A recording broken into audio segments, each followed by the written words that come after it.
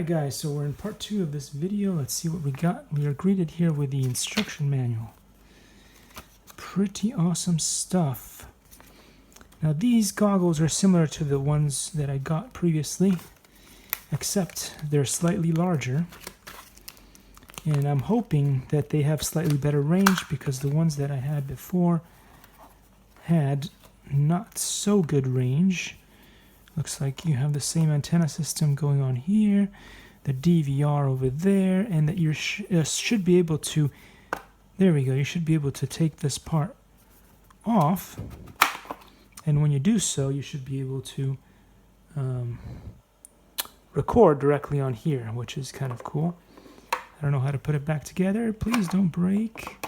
But anyways, hopefully that will be a thing that works the way it should.